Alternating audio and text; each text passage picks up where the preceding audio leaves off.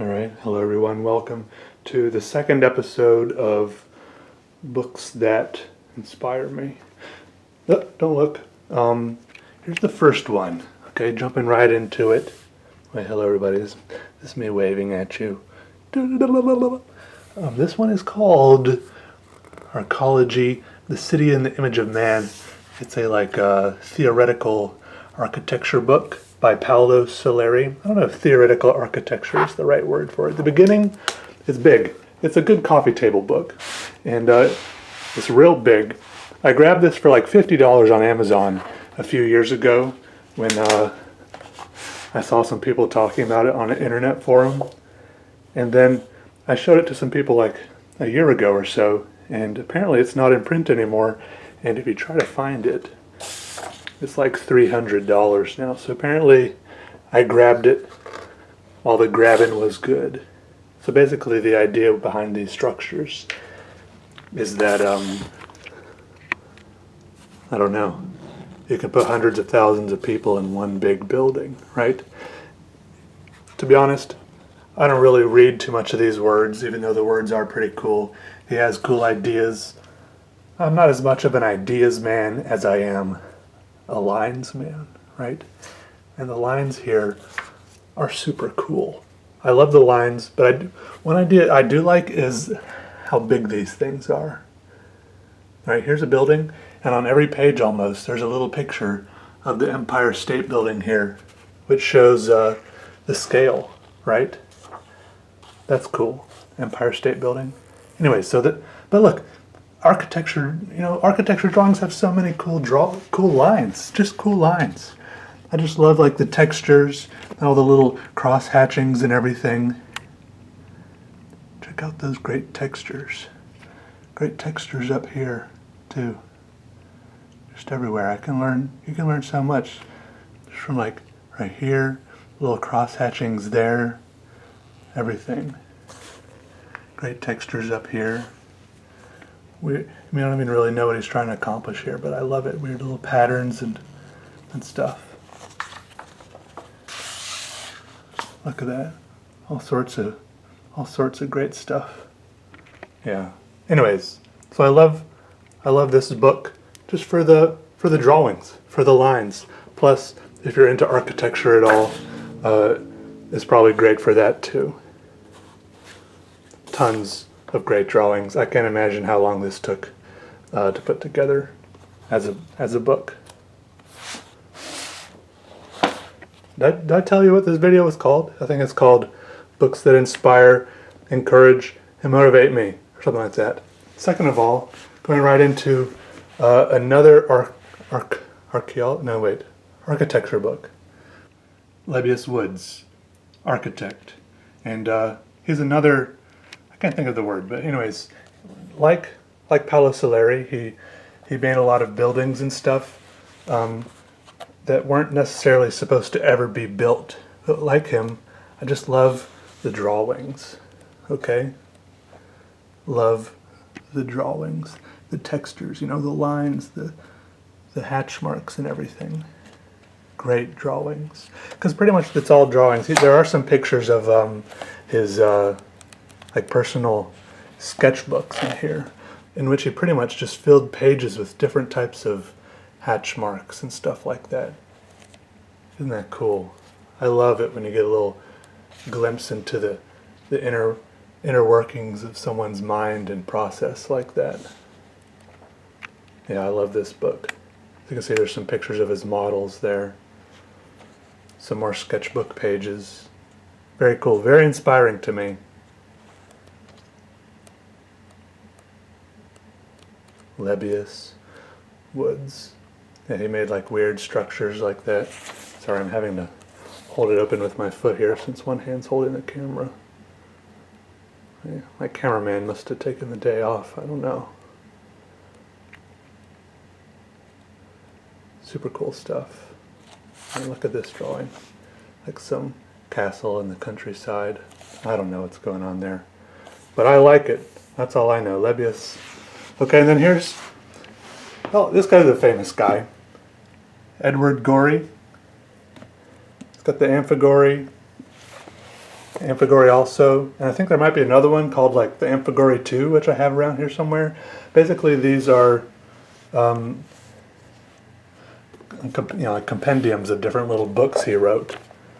And basically, once again, I just like the lines, the drawings, love them. Basically, so like it says here, there's 15 books in this one. There's probably a bunch in this one too. And he writes weird little stories, and all the words, are hand lettered, even when it looks like a typewriter, right?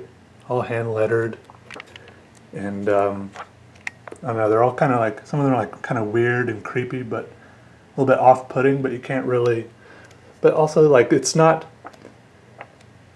they're not like cohesive enough to be completely creepy. So I don't know.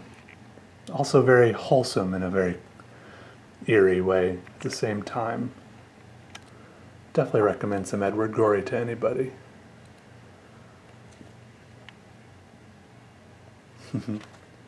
There's the Amphigory also. This one's hardcover. This one probably, like the format of this one with the pictures and the little words below it, probably inspired that little story I wrote called The Seaward Sparrow a while ago. You can search and buy that one on Amazon now, by the way. I love the way he just fills the backgrounds with tons of little hatch marks like that. I wonder if he used rotary and repeatographs like I do. Anyways, Edward Gorey, love these books. And then, this is a very formative book of my childhood years. Calvin and Hobbes in general, but this is the first Calvin and Hobbes book I ever got. I don't own a lot of Calvin and Hobbes books, but I used to just check them out all the time from the library. Every single one on the shelf, I would go there and I would just grab every single one. But this one I got for my birthday, and this is the first Calvin and Hobbes book. Here you can see I wrote my name in it when I was a kid. And see here in the first strip it shows him catching Hobbes with a tuna sandwich. Anyways, I've always just loved Bill Watterson, his way of how he draws lines. The comics themselves are funny and entertaining and wholesome and great and everything, but just the line work and everything, and he's a good role model as an artist too. Love Calvin and Hobbes. I feel all warm and fuzzy inside. Then here's a big old something or other, the Codex Phineas. Well, I've been saying this wrong for a long time. I've been saying it's Phineas, but it's Phineas. Phineas. Codex Phineas by Luigi Serafini. And this is a really nice book. Big, thick, hardcover, got like a ribbon and everything. And the pages in this book are an incredible type of paper. I don't know if you can tell or not, but it's like a weird ribbed paper. It's like a fantastic texture. Basically, this book is like some weird, ancient, or forgotten language, like a crazy encyclopedia of some crazy things we've never seen before. And this puzzled people for a long time. Like the words, it doesn't mean anything. Obviously, I've taken a lot of inspiration from this over the years, drawing nonsense, writing nonsense, and I don't know, I just like it a lot. This guy's a beast with colored pencils, obviously. I'm pretty sure this is mostly colored pencils. You could pore over this for ages and just wonder what all this could possibly mean, right? And he didn't say what it meant for a long time, but I don't know. I guess it wasn't published with this thing for a long time, but eventually he put out a thing called a Codex or something where he explains that none of it actually means anything, but he just wanted people to go back to that stage of wonder where, like before we knew how to read, maybe when we were little kids, we used to pore through an actual encyclopedia and look through it with wonder. Stuff like that. This can take you back to that kind of stage indefinitely, because there's no way you can ever know what this will mean. Sometimes knowing too much takes something away from you, huh? Anyways, I'm a big fan of this book.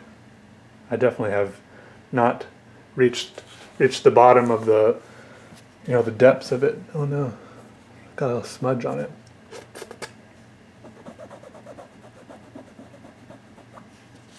Don't worry, come back to spit polish that some more.